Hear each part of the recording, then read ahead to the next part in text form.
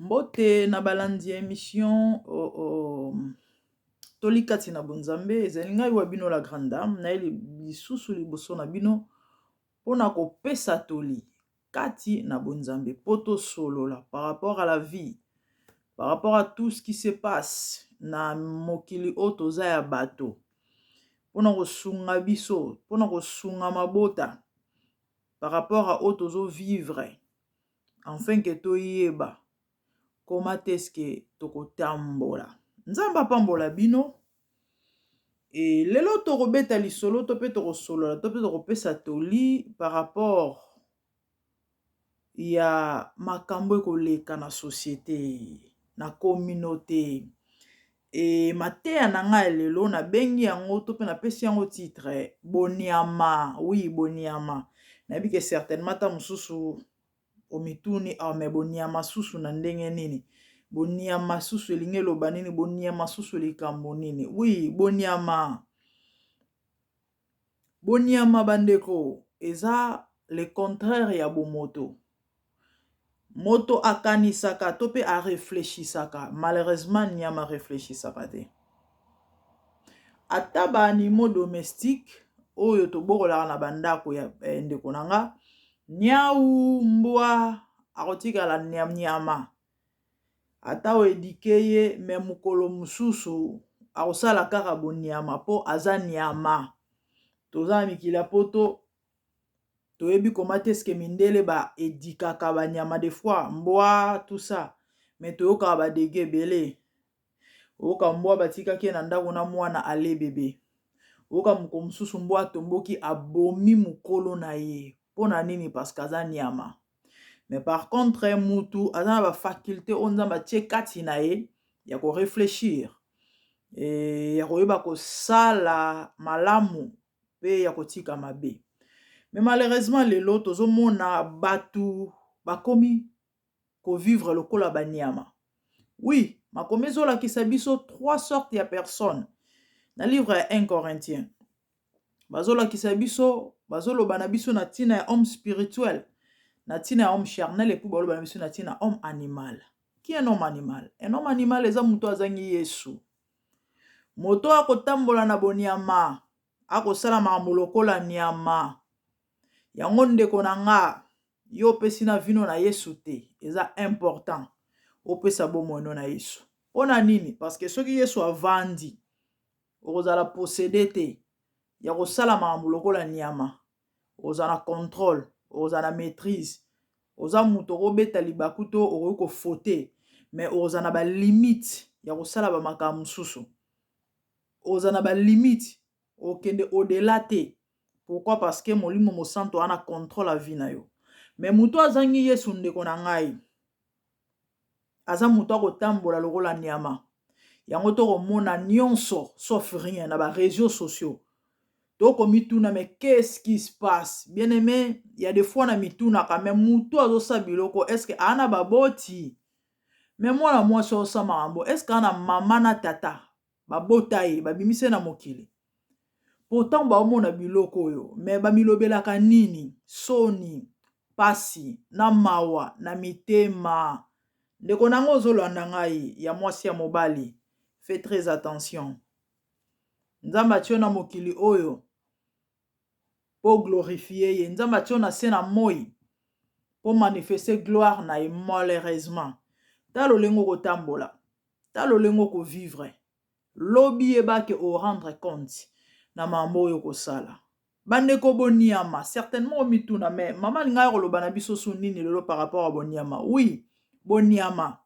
Na lobi niama, boniama eza le contraire ya bomoto. Boniama tope niama aza na ba sens te ya ko réfléchir avant ça likambo. Mais par contre mutu o nzambe akeli tope o aza na nzambe aza quand même na bomoto wana tope ba sens ya ki bomoto wana ezosala kati na grâce au Saint-Esprit. Tokene mbala moko na eloko oyo toye kolobela to na makambo oyo toye kolobela lelo na bande koloba c'est par rapport à tout ce qui se passe. c'est par rapport à auto komona, surtout dans les réseaux sociaux. Mutu akoya un matin, aza na problème na mutu, aye ko régler ba compte na réseaux sociaux. Et ba compte yango na lolenge nini? Et ba compte yango ya nini? Na makambo nini? Les amis, c'est triste et regrettable. Nyonso, et comme réseaux sociaux, nyonso, to comme otia na réseaux sociaux, ozoyeba te biloko kotia, ezoko terne image na yo, ezoko détruire, ezoko fingisa libota na yo. La fois passée, tolobelaki réputation. Et si je n'abiso à lelo, ezokende kana ba même tendance. Et na profiter pe na souka ya sujet oh na meka ko clôturer sur réputation. Tozo lobela boniama. Bandeko tozo mona mambo belé na net. Na toile tozo mona mambo ndenge na ndenge. Et ezo sa passe na mitema. Il y a quelques jours passés, na auto mona vidéo moko ka ba partager et arriver des fois to se retrouver tam sur na groupe moko o tam susu mutu nyonso te et aza lokola yo et ils peuvent mettre n'importe quoi des fois. Na moni vidéo moko na ke na cliquer na vidéo wana et ça li passe na motema. Boniama. Na moni mwana moko a mobile il y a plus ou moins 10 ans, à cause de la entre 10 à 12 ans. Qu'est-ce qui s'est passé? Bon, na titre nde ba komi na vidéo ango certainement et cause à la solo parce que ba effet ça qui bizarre. Mwana na uti koloba il y a entre 10 à 12 ans. Nde ba komi ba lobi ke Amélie Viagra ya papa na ye, so pas lié, so pas Amélie, je sais pas ils ala ndenge nini. Akanisa ki yango bombo et se manifester ça li ba effet na nzoto. En fait, na vidéo on a tali ya 30 secondes. Na moni maman ya mwana certainement c'est sa maman. Na habité so maman so tante mais on dirait sa maman na ye.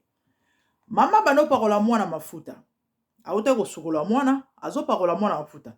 Et asali constat moko bizarre. Et moi nazaki en état d'érection mais bizarrement ezalaki un peu anormal. Maman nyonso moboti toyebi toza na bana mibali. Et mwana nyonso o ba faculté nyonso ya bomoto ezoko sala ata aza bébé nzoto réagisaka ya lisumu te eza normal nzambe mutakela ngo ndenge wana. Mais juste pour na relaxer que mwana za normal.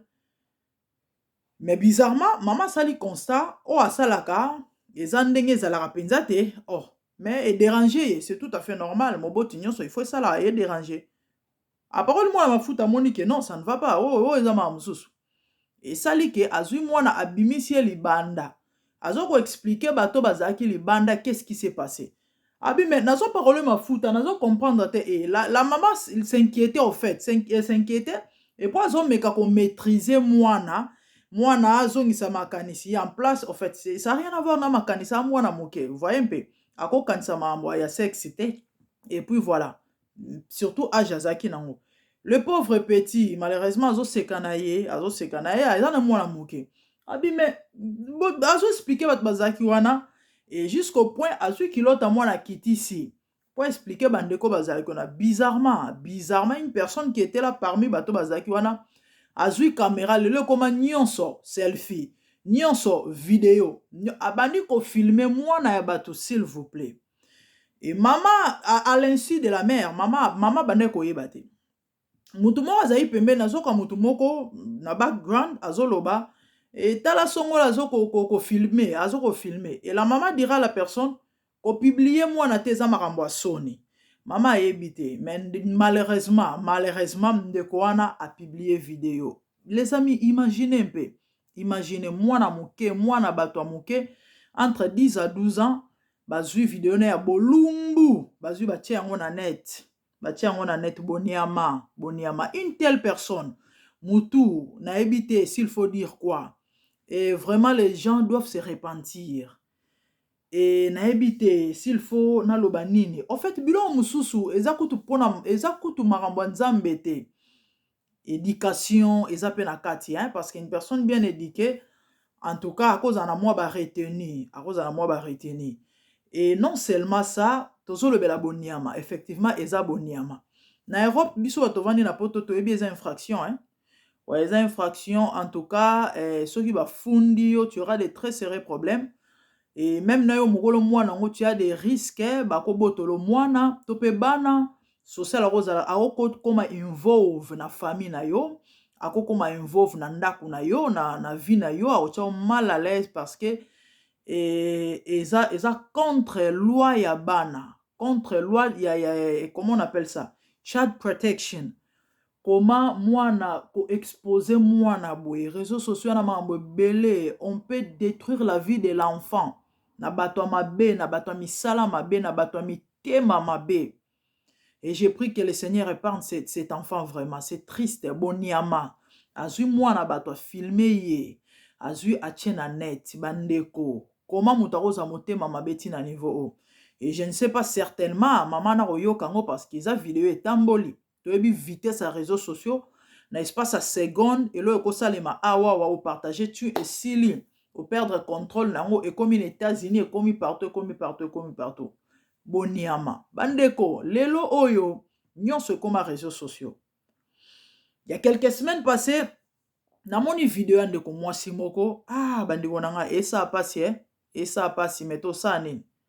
Na moni vidéo ndeko mwasi moko bakaboni na mobali. Mais tant bozalaki ensemble, bisengo, bilengi, tout ce que vous voulez, bobande ko sala ensemble, bobande ko sepela, bobande ko sala bino bien.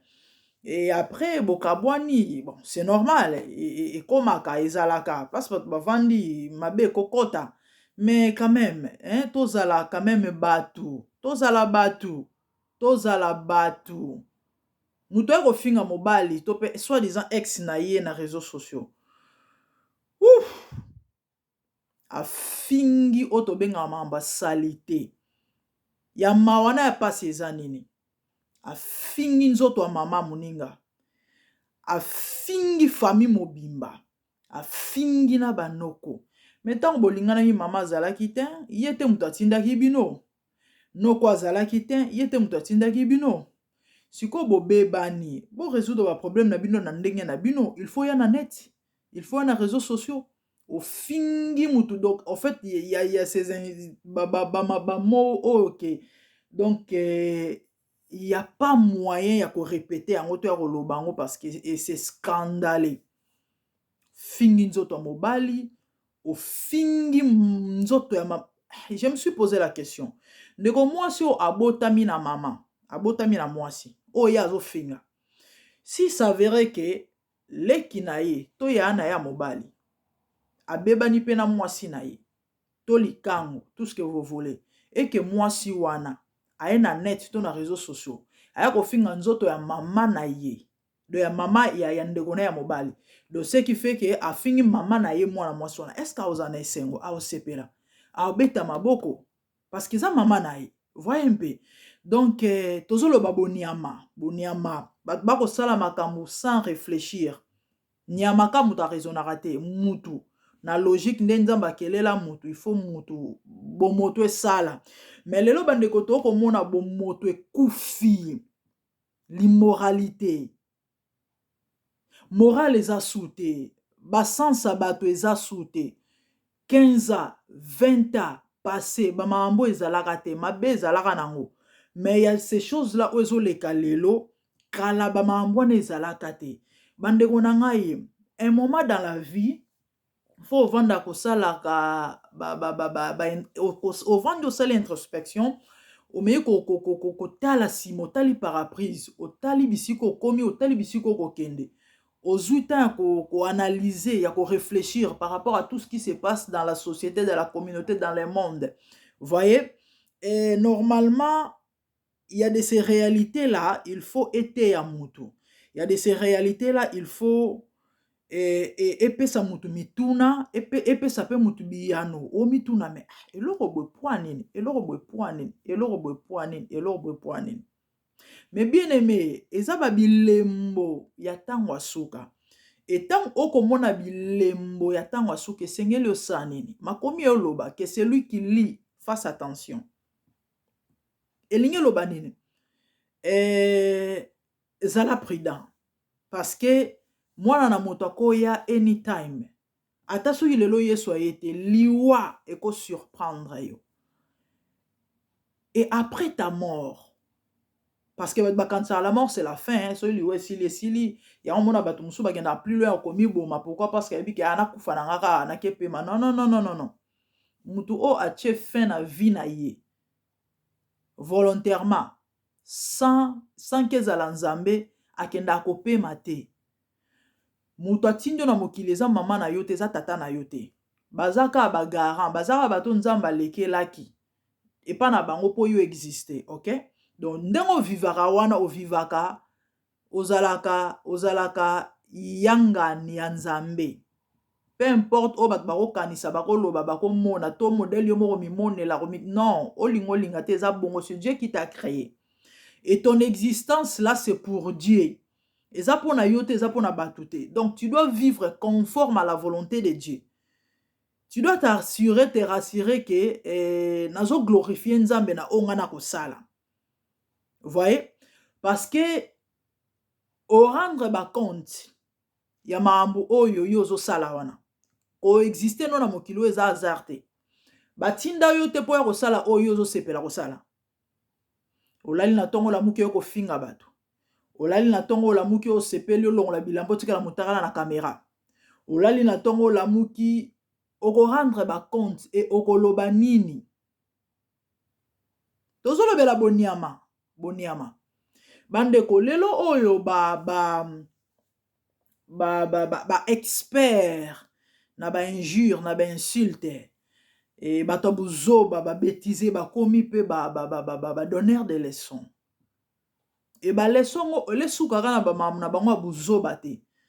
Et ba kotiti na marambo nzambe, c'est très dangereux.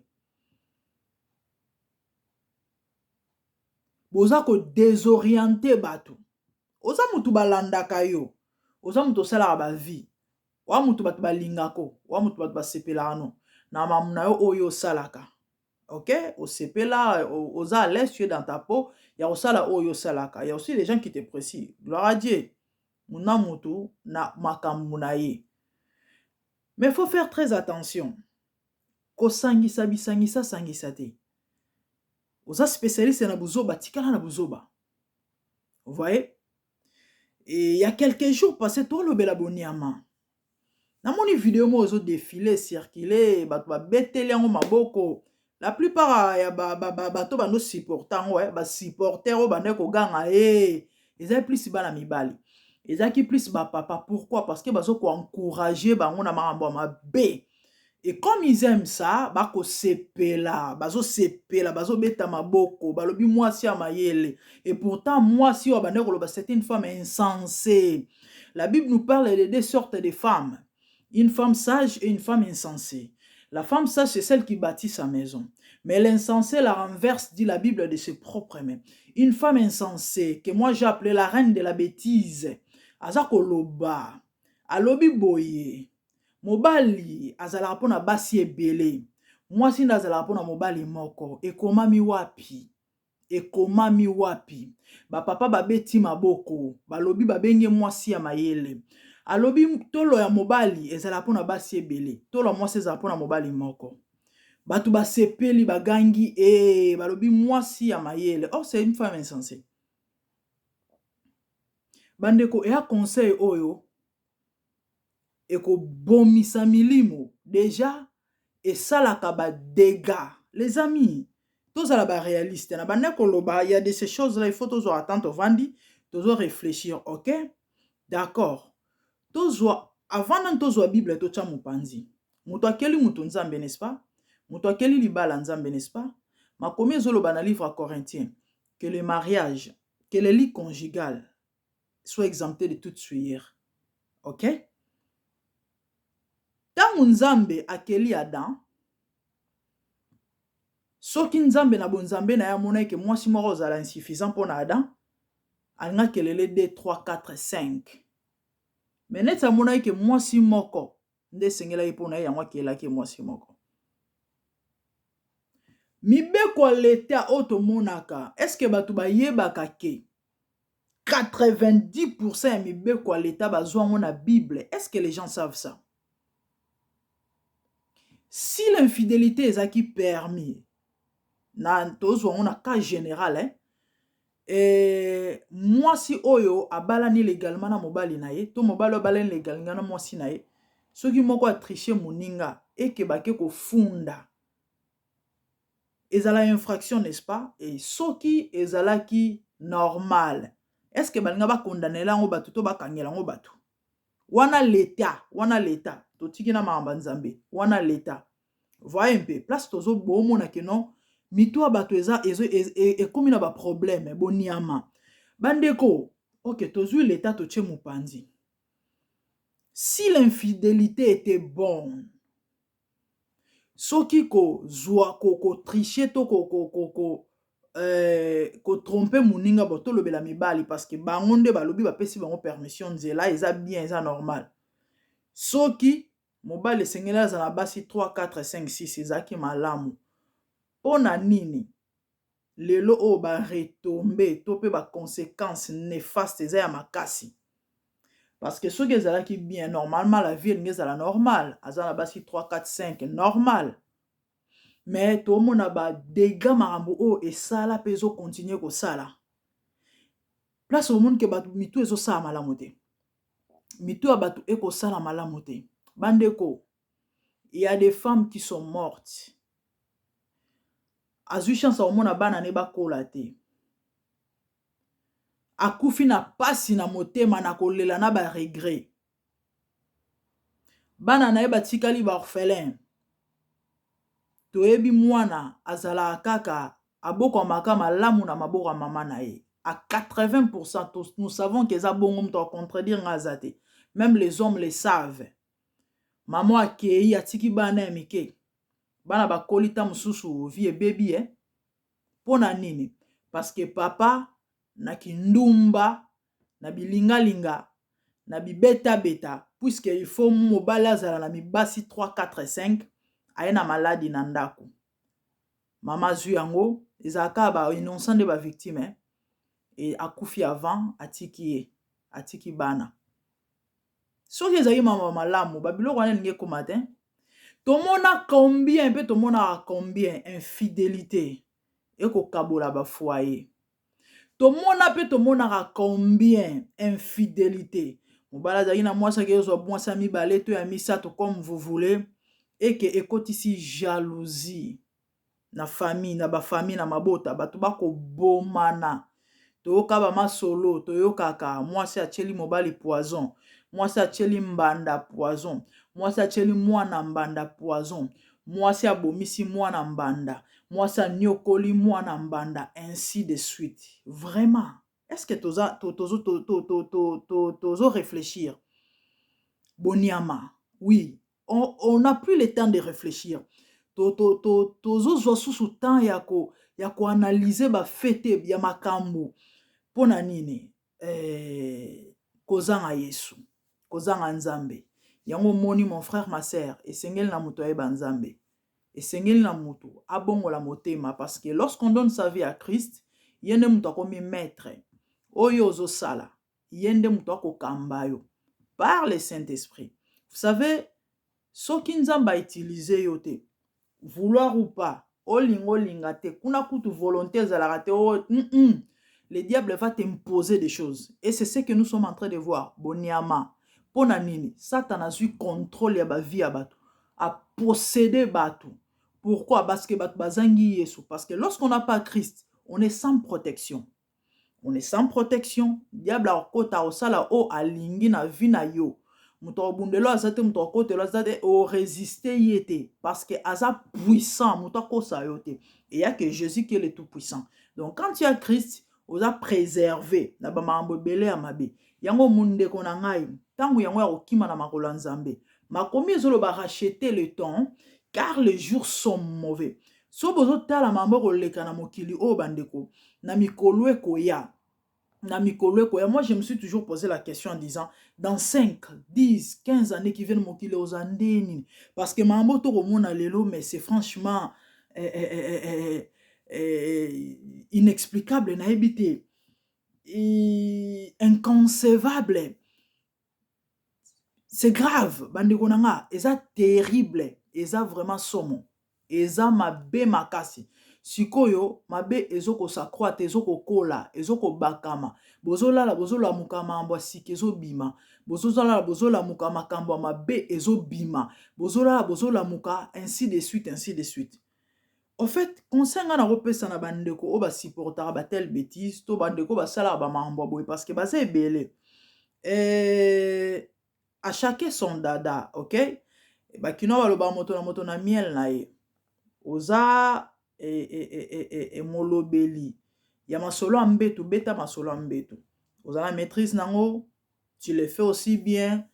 Lakisa batuka no lakisa bango, koma komelisa papa batanga wisi.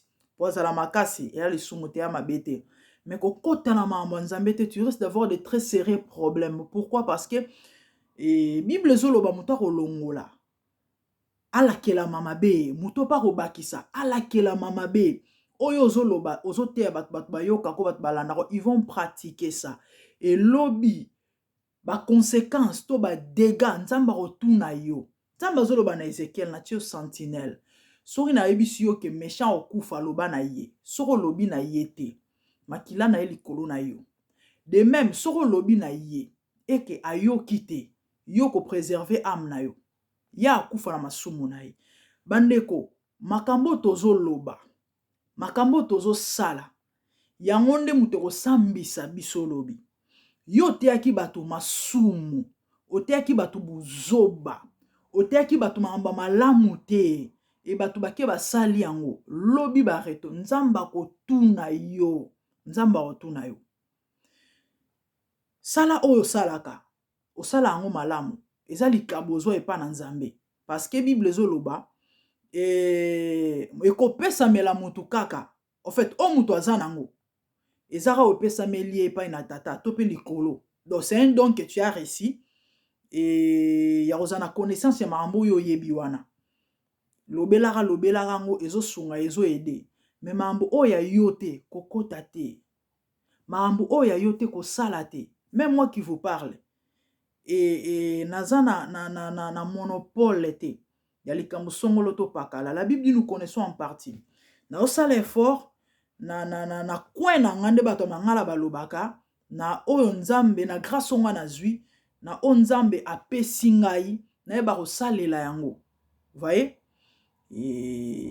Apesi ngai grâce asalinga grâce wana apesi nga kamwa connaissance wana na ya na sunga bato par rapport ya ba problème o ba nango na muke oyo nga na yebi nyonso te. Na yebi nyonso te. Nyonso fait to se complétaka. Oyo za nango onga na nango tozo se compléter. Donc tikala na domaine na yo. Tikala na maamu na yo. Et tika pe ndeko songolo na maamu na ye. Nga pe na maamu na ngai. En tout cas, bandeko nazo supplier bino na bolingo na nkolo. Bandeko ba youtubeur. Bandeko ba youtubers. Et félicitations à vous na musana bino nde bosala kango. Et bokoba nzamba pambola bino. Et faites un effort. En tout cas, bo se contenter na oyo ya bino makambo. Makambo nzambe bocha bazolote. À moins ko bengami nango. Parce que ezo risqué ko mema ba jugement moko sévère likolo na bino. Nzambe azalaka jaloux. Bible ezoloba. On ne se moque pas de Dieu, dit la Bible. Ce qu'un homme aura semé, il le moissonnera. Le lobat bako sakana na kombo nzambe. Le lobat bako sakana na nzambe. Tozo le bela boniama. Oko mona mutu. Abandi ko sazo sala comédie. Mena kombo nzambe. 10 commandements elobi na biso nini. Moko ba commandement ezo loba. Kozwa kombo na nzambe en vain te. Aujourd'hui, les gens prennent le nom de Dieu en vain. Muta ko sala comédie na ye. Afukami atie caméra. Nzambe nazo bondela. Mbula oyo tokomi na tanga ba feti mwasi asenga ngambongo te bebisa motema na ye so tokutani to c'est quoi ça le nom de Dieu est bafoué muto kosala comédie na ye atie caméra na kombo nzambe azoloba ba n'importe quoi pour asekisa bato, mais na comment les amis faisons très attention to ba ça la part des choses yango nazoloba boniama bato mitu e ko sala sumala mote bato ba ko réfléchir lisusu te bato bazo ko sala makambo bomoto ezo sala te bomoto eza sute on fait tout et puis ya mawape a pas ces que tozo ya na ba réseaux sociaux bato ba ko tala et baope bazo se divertir nango vraiment c'est triste et regrettable bandeko na ngai le temps est mauvais toluka to bongisa patience nzambe eza bolamu na biso eza lobiko na biso makomi ezoloba yango moni mabe komi nanu te e luka obongisa parce que bible ezoloba nzamba mawa anzamba bolingo atena mutu regard te tango reconnaître que j'ai fauté et osengi bolimbisi obongisi kozongela pe sute continuer vie continuer nzela boniama bomoto eza susute les gens ne réfléchissent plus et bakomi kosala n'importe quoi et tina niveau ya kosala mambo ekosalema te pourquoi parce que bato baso na contrôle ya bomoto na bango te c'est le diable qui a pris place parce que il y a de ces choses là vraiment franchement donc moi-même il y a quoi expliquer ça même pas donc bozo comprendre te mais tozo kende wapi et on est où là et tozo kende wapi qu'est-ce qui se passe mais c'est quoi ça bon mi tuna mais bozo yebate vraiment nzamba sunga biso bien aimé l'autre fois j'ai parlé sur la réputation dans le baki si jalelo ezo qui n'a pas même tendance OK qui n'a pas même tendance et j'aimerais aussi clôturer par rapport à ça parce que et à si moko oyo et bato bele basimba maki bato bele basepela ki et bato bele bazwa ki conscience so kozwa ki tan Hollanda te kota na MDGD TV mafuta ya sika au monde tozolobela reptolobela ki réputation nini oyo bato balobaka na kombo na yo lisolo nini bato babetaka po na yo oyo osalaka nini e bato bayebeli yo na caché nini et ezosa pasi ezosa mabe réputation ko fungolelo porte réputation ko kangelo porte réputation ko pambola yo réputation ko tom eko kitisa yo pe et réputation ko tombola o réputation ko kitisa yo réputation epesa bato mabala réputation epesa bato misala réputation epimela bato mabala réputation ebomela bato mabala yango ndeko sala très attention na mambo yo zoloba na masolo yo zobeta oyoki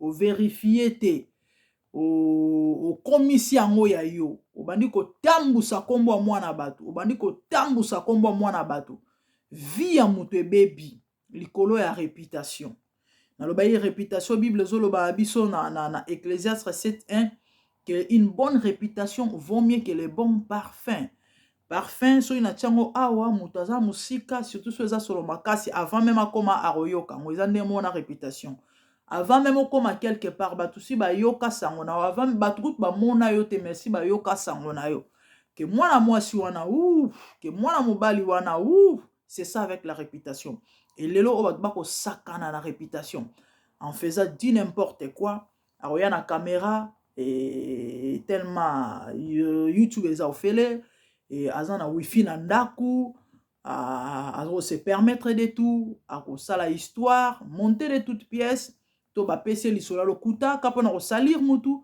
abandi ko beta yango sans ko contrôler et sans ko vérifier sans ko tamboli et belé bazo kufa et belé bazo so ba dégâts et belé bazo so ba problème et belé ba beli mitema ebele babeli ba tension ebele basali ba crise ebele ba kobenda makolo na maboko likolo ya réputation batambusa sango na mambo ayebini mutuni makolo et avant nzamba justifiaka déjà c'est bebaki déjà c'est yindaki ba dégâts c'est salemi yango bandeko na ngai to sala très attention ta mususu omona ke ngana muta makasi ta mususu omona ke anavanda musika na zana Europe ya zana Afrique et tant muso komona ki après tout ba okene na nga wapi makomi ezoloba na biso ce que l'homme aura semé il le moissonnera oyo zo sala obuka makomi elobi oyo liba salo te kosala ngo moninga te oyo ozosala bandeko baninga yo mpe bakosala yango lobi. Nayebi te actuellement notre bien-aimé Michel Bakenda aolala pongi ndenge nini. Ah, kongola motema mabe hein. Bandeko soki muto amabe to soki muto asala mabe elinge loba te il faut to kosele makambo parce que amabe to parce que asalaka mabe. Nana wana mokilo asumukaka te. Nana wana mokilo afotaka te.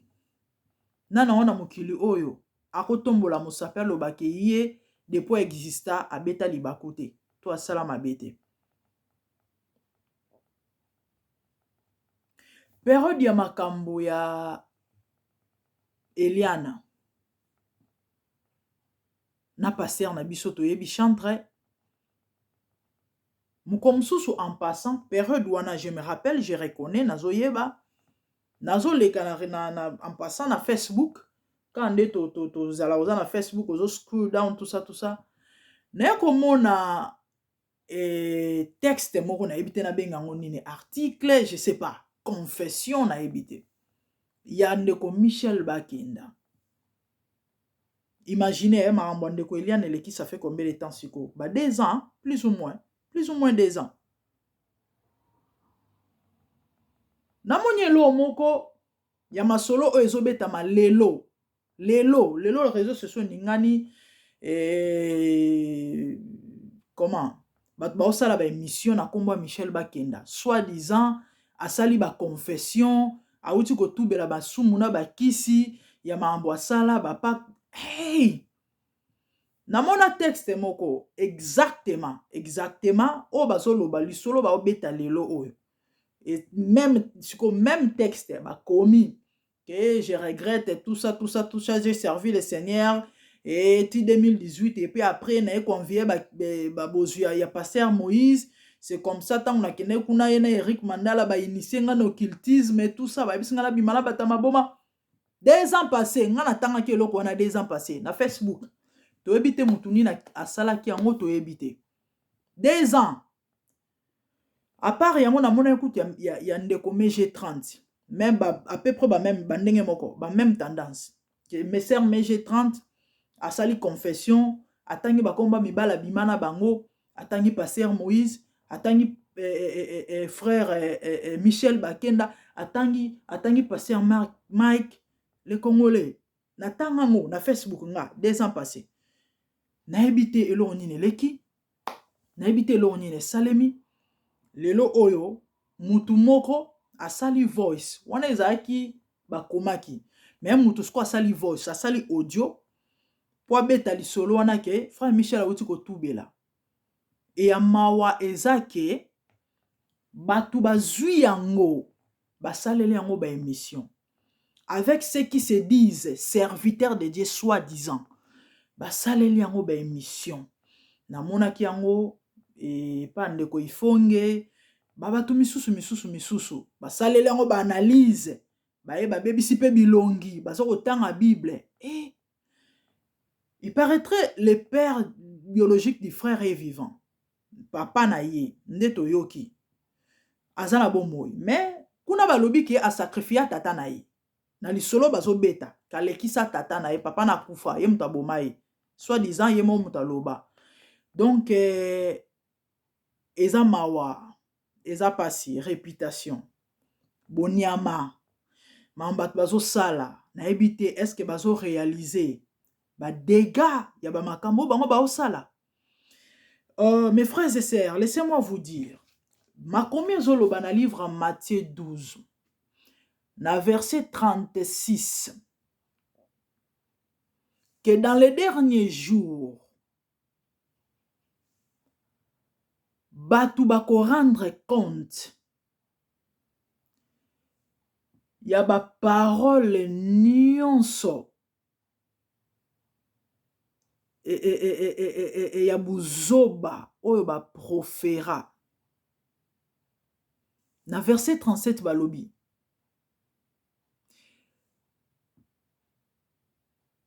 Car par tes paroles, tu seras justifié et par tes paroles, tu seras condamné. Matthieu 12, 36. Dans les derniers jours, les hommes rendront compte de toutes paroles vaines qu'ils auront proférées. Les amis, c'est quoi les paroles vaines? Les paroles vaines, ce sont ces paroles-là. Oyo lobamaka ebimaka légèrement, neti oyo, neti boye, mais et ça la dégâts. Dans verset 37, balobi, car c'est par tes paroles que tu seras condamné et par tes paroles tu seras justifié. Maman, lisolo yozo beta ndeko, yo ozu toute une émission au salipo lobamakambo o eza ya lokuta, eza ya solote, tu seras condamné par rapport à ça. Pourquoi? Parce que biloko yozoloba, boyebite ba foi combien bozoko affaiblir. Prie ya âme, soi-disant boza ba sali na nzambe. Vous ne parvenez pas à préserver les âmes faibles. Makomi ezoloba, makomi ezota bandeko prie ya âme moko. Même Bill Gates a somba ngote. Ata basangisi likolo na se esomba âme moko te. Yesu atika lola. Nzamba lata nzoto atika lola kita po akufela mutu. Po akufela mutu. Le prix d'une âme c'est le sang de Jésus. Makile tanga po batuba bika. Et vous venez détruire. Bozoa ko bomisa milimo. Bande ko combien de batu balembi. Bali ko sambela te. Bavandi na bandako. Et ces gens-là applaudissent. Balobi bo bima na ba église bâtiment. Bato bavandi na bandako ba foi et se refroidir na bandako. Sort na bango ezanini. Parce que bo sangani ya bana na nzambe c'est biblique. Nzamba pesi ba don o eza batu. Batu ba don. Ba apôtre, les 5 ministères, évangélistes, ce sont des dons que Dieu a donnés à l'église pour l'édification des saints, dit la Bible. Donc, c'est rassembler pour écouter la parole de Dieu. C'est biblique. Mouta kosa yote que bima na église vanda na ndaku. Parce que moutou nyon sote azana grâce wana a bengami. Comme moi, nazana connaissance mouké ma commis. Nako sangisa bana na ndaku to sali culte. C'est pas tout le monde. Ana grâce wana. Moutou nyon sote ana connaissance. Il y a de ceux-là, il faut enseigner. Il y a de ceux-là, il faut ayoka maloba na nzambe po foi na ye ezala toujours likolo. Po azala toujours en état d'alerte. Azala prête. Na bozongi ya mwana na moto parce que Jésus revient bientôt et il reviendra. Le retour de Christ est imminent. To lingate. Même si ezuba millions d'années yesu akozongaka lobi. Ata soka zongi lobi te liwa ezali. Et âme na yo bandeko. Et ekozala wapi. Ekozala wapi. Et batouana baye na mission yako détruire. De même que Jésus a kufa po batuba bika. De même po se a satana. Eza batuba kufa. Batuba kende na li felo na ye. Batuba beba. Yango moni il a ses agents. C'est un stratège. Makomi ezoloba. Il n'est pas étonnant que le diable se déguise en ange de lumière et ses ministres de justice. Boko mona mutu akoloba maloba soi-disant nzambe. Boko mona mutu akoloba soi-disant za ya nzambe. Aza mosali na nzambe. Bato bako betele maboko. Pona nini parce que ya senga offrande te. Pona nini parce que ya senga dîme te. Et aza ko encourager bato. Na makambo wana soi-disant bazo ko kosa bino. Malheureusement, envoûtement, ils ont battre son plein. Bato baza tellement aveuglé, ba comprendre te. Milimo ils ont kufa. Na mambo bato bako sala. Ministère de dénonciation, il y a dénonciation dans la Bible les a raté. Lorsque la parole de Dieu dit de ne point prendre part aux œuvres infructueuses du ténèbre, mais de les condamner, cela ne veut pas dire nde nazui caméra na ngabo na tie na bani ko tengela bino ba kombo. Songolo azandoki, pakalaza magicien, pasteur Songolo aza faux. Non, ça c'est pas Dieu. Dieu n'est pas dans ces choses. Bazo ko sabatu. Pourquoi? Parce qu'ils ont un objectif. ya koboma milimo, ya koboma ba âme, ya détruire ba âme. Et les enfants de Dieu, nous devons être vigilants. Malheureusement, bato bali ko sambela te. Malheureusement, bato bali ko lukanzambe te. Malheureusement, bato batanga Bible te. Yango moni so muta fungoli verset moko a tordre ango mutu azomi benga chrétien mais a comprendre l'autre. Yango moni lelo ba faux ba s'infiltrer, bazo sakana na basi au nom de la Bible. Au nom de Jésus. Mais tellement les gens ne comprennent ni les écritures de la Bible, ni la puissance du Saint-Esprit. Bako memama lokola ba meme na boucherie, bako keneko kata ba kingo. Bandeko, il faut sambelaka. Il faut que tanga la Bible, il faut que ba luka nzambe. Ba lukelo nzambe te. Yo tina mbongo na Congo ba kotelo mabondeli. Bongo yo moko. Ezala ba mambo o ata pasteur asali tant que mo osali on tenzamba osali lorote. Est-ce que yebaka? Les hommes de Dieu ne sont que là pour nous accompagner. Est-ce que boyebaka? Oza responsable ya vie na yo, ya âme na yo. Ozwangolo oyeba nzambe balakisa onzela nzambe et tu dois chercher Dieu parce que nzambe balukaka ye. Tu es un Dieu qui te cache, dit la Bible. Il faut yondo luka nzambe. Moi qui vous parle nazala pe mondimi aba. Mukolomo na bongola pe motema. Mais c'était pas le même jour nde na komande na komio. La première fois que j'ai lu la Bible na comprenara le côté. La deuxième fois, la troisième fois. Mais nazali na souci na comprendre. Place pour ces ala nzamba salaka. Tant aux ana po sans nzambe, nzamba a se révéler, a se manifester. Malheureusement, batubaza kaka plus na ba futilité. Moutaro sala 4h, 5h, 6h de temps liboso a computer, liboso a TV, na YouTube. Alors ndane ba bêtise, ba théâtre, ba salité. Et ba prophète soi-disant, il y a le kuta. O barolo bana bango mambo lo kuta. Po ba pengwisa bango, po ba bungisa bango. Mais la personne est incapable de refuka ma 30 minutes à bon de l'enzambe. La personne est incapable de se sacrifier ne fût-ce que 15 minutes à temps à Bible.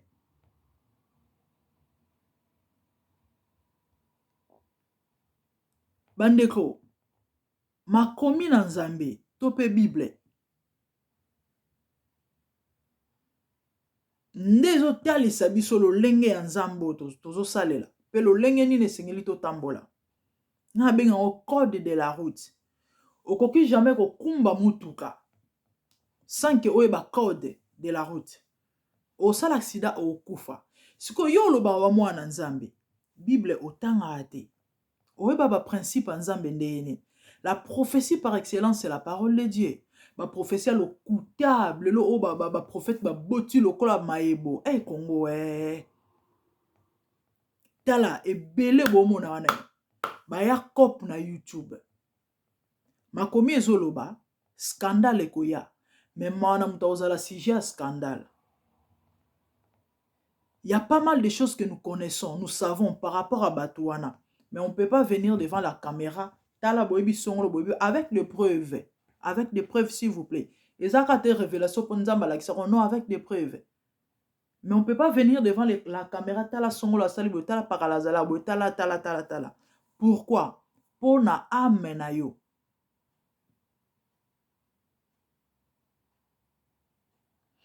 Tellement on t'a confiance. Tellement on imaraye mosal nanzambe. Le lolo moso est scandalisé yo. Et traumatisé yo. Et tikisi yo maamba nzambe. Obungi nzelo zongelo mokili nzamba otuna ngai. C'est vrai. Pour ça nzambe za batu babika. Mais pour que nzamba délivre yo, ozala fana ba maamba te c'est pas de cette façon ou de cette manière que faut mutu moko ya arolobano ke songo la za faux. Para la za faux. Non, yonde fo lukanzambe. Et en cherchant Dieu, c'est comme ça que Dieu va se révéler en toi pour te révéler ou encore kolakisa kolobano moni mutu o kolandage soute. Donc biloko batubana ba osala ana c'est pas ça. yango nde te mécanisme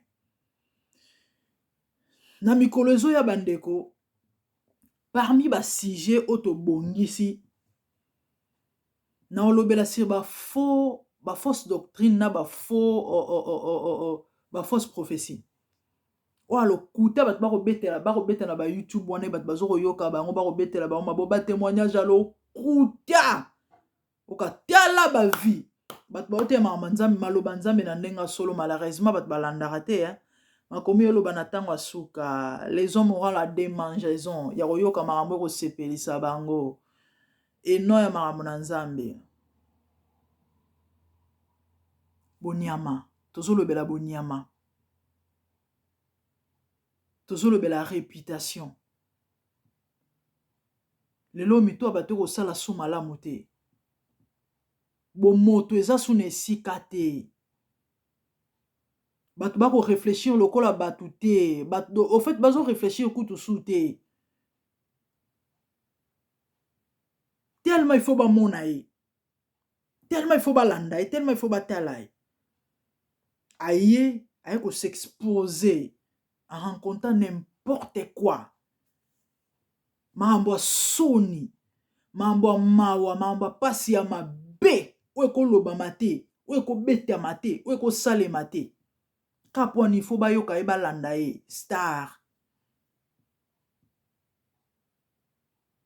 soi-disant mosali na nzambe posala kombo tu n'es pas obligé de salir bato mosusu po bamona yo ke yo ndoza bien mambo lokuta bandeko nga na tanga babiloko wana je sais pas na benga ngo soki témoignage soki confession soki eloko nini je sais pas na mona yango na tanga ngo 2 ans passé na Facebook période sera mambo ya Eliane na mona ngo na moni na ya MG 30 ndeko bato alobaka yebi biloko wana te que Michel Bakenda a confessé. Une fois, batindel nga vidéo moko, je crois il y en a plus ou moins a passé. Donc juste, moi vidéo moko ya mokuse, moi morceau moko vidéo ya pasteur Moïse Mbiye. Azaki, au fait, Azaki na interview, bazo poser ba question. Quand de batu na rabango, par rapport à likambo songolo, par rapport à likambo pakala, ba sentiment na ezara nini, aza mutu, n'est-ce pas? Non, azo expliquer comment est-ce que ça la ka epasi. Nde bato babenga ke gege, nde boye boye, et bato basali nini, bazwika morceau wana, congolais, bazwika morceau wana, bapandi yango, balobi ke non, Mbiye atubeli, kazalaka gege, asimba bakisi, bandeko na ngai, tozala pe na motema te, oyo babilo mosusu, yana ngo mpona kosambela te. Tant nzamba keli mutu, ya ces choses-là, o atia kati ya mutu. O ezalaka na mutu, mutu ayeba nzamba ayeba nzambe te. Tozala pe ata na compassion. Avant osala likambo, zwana temps ko réfléchir ke likambo na osala ba dégâts est posé. Tozala pe na ba famille te. Mutu mo azanga famille na mokilo azate. Yo ozosala eloko wana. Yo oyo ozosala eloko wana. Oza sir soki o wana azaki mwana ya mama na yo.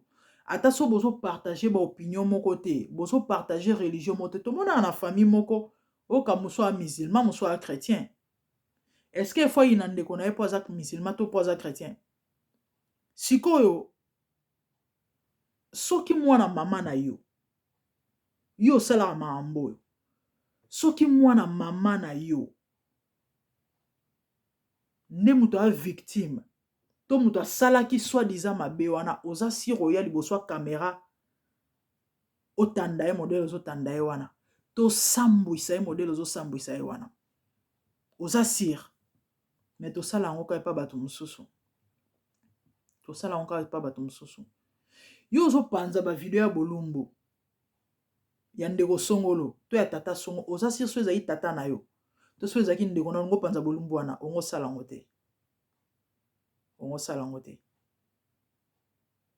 oza sur so Michel Bakende azalaki ndeko na yo eloko osali wana ya kosala voice ya kopesa ba youtubeur soi-disant c'est triste hein eza passe eza mawa bandeko na ngai bino bosalaka biloko na bino baka kosala ba émission ya makambo boyebake bozomema mikumba mitu ezokotutana ba ame oyo bozokolembisa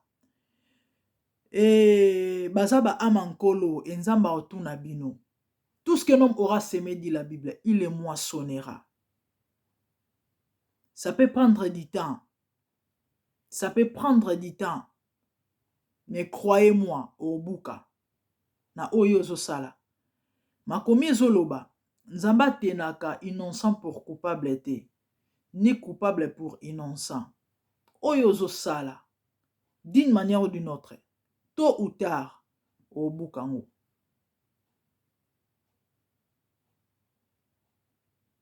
On s'est retrouvé comme sous contre un mur. Makasa hôtel manambete ozala ote. Ma misuka mto bana robima yo. Oyeba to belela nani. Oyeba to sa nini. Tamuso ozala trop tard. C'est le temps de se repentir. Yo betaki lisolo. O verifia kite. O tambusi lisolo. O verifie te. Peut-être lobi ozala trop tard. Tangu yango ya se racheter. Réseaux sociaux. Distraction. Et ça moko ba outil au diable a tient en place pour nous détruire. C'est vrai, quand Nzelo Satan a l'éclairé, nous prêchons la parole de Dieu quand on a les réseaux sociaux. Maman zoa part bien, papa zoa part ya malamu. Réseaux sociaux ya malamu, mais ça peut mabe. Eza mabe, mais ça peut na malamu nango. So le beau c'est la bien, et aux allez sengo, aux allez pas mboli. Mais si le besoin part ya mabe, tu seras condamné. Nzamba otuna yo. Bande kotozo chité, to comme na suka émission na biso, to lobela ki boniama et conscience ya bato zo sa sauté et bato ba komi na point na niveau osala mamoloko la baniama et pourta baza bato. To lobeli réputation. O ezelo moya valeur ya motuya. O ezo pambola moto. Mais zo bebisa pe via moto. O ezo bongisa via moto, zo bebisa pe via moto. Nikolo ba les ont dit. Na ba acte auto posaka. Sala très attention à mambozo loba. Et sala très attention à ba acte oyo posé parce que sangono eko kende par rapport à ça. Ba au pointo misapi par rapport à ça. Sala très attention. Et lobby au rendre compte na nyonso yozo sala. Na ya malamu te ya mabe. Ya malamu te ya mabe nzamba otuna yo. Et nzamba ko récompenser par rapport na yango. En mal ou en bien. Bible zoloba. Afuta to pa zongi se la rabat kolandisa ma misala na bango. Misala nini oyo zo sala. Mamu nini oyo zoloba. Bama solo nini oyo beta ko tambusaka. Surtout na kombo ya basali na nzambe. Parce que ba bengami bazala ba éducateur, ba bengami ba mema batu na nzela ya nzambe. Et tangu yo zoya po contredire en mal musalo bango bazo sala. O détruire réputation na bango parce que batu balandaka bango bayoka bango po ba détourner les toy. Nzamba otuna yo. Na ko sala avocat du diable te bat ba kanza na ko défendre songolo pakala non. Mutu sora fotaki to sora mabe elinge lobate il faut ba kosele makambo po mabe. OK? Batu ba comprendre côté wana. Na lobite songolo aza ya satana to ya nzambe. Mais tu condamner ma amba mabe na communauté, ça peut pas continuer comme ça. C'est pas bon du tout. Dieu est contre ça. Dieu est contre ça, mes bien-aimés. Dieu est contre ça, les amis. faisons très attention na mambo tozosala. Tokomi na suka, nzamba pambola bino, tomona na susu na prochain épisode. Tozana mambo bela koloba. Bandeko nanga toana mambo bela koloba, bo sepela, eza toli kati na bonzambe. O eye po pambola bino. O eye po sepelisa bino. O eye po sunga bino epesa bino mituna na miyano na biyano na biyano lingala. Biyano na mituna na bino epesa ba solution na ba problème parce que c'est Dieu qui est derrière ça. Volonté nzambe zaka bola moto. Yango moni bo s'abonner massivement na MDGD TV. Mafuta ya sika. M comme maman, D comme Dorcas, G comme Georges, D comme Dorcas. MDGD TV mafuta ya sika. Obeti na YouTube, omona chaîne ezawana et s'abonner, partager lien, bossa à large diffusion. Tona vraiment na mambo belé et toza na ba émission ebelé zoya parce que il y a tout un travail zo sala ma po na ko présenter bino babilo wa bien même chaîne tozo bongisa pour vraiment mambo ezala malamu. Donc abonnez-vous et partagez. Nzamba ozanga te ko pambola yo. Yo zaki na son ya voix na ngai nzamba pambola yo zaki tolika tina bonzambe présenté par la grande dame. Je vous revois prochainement, soyez bénis. À plus. Merci.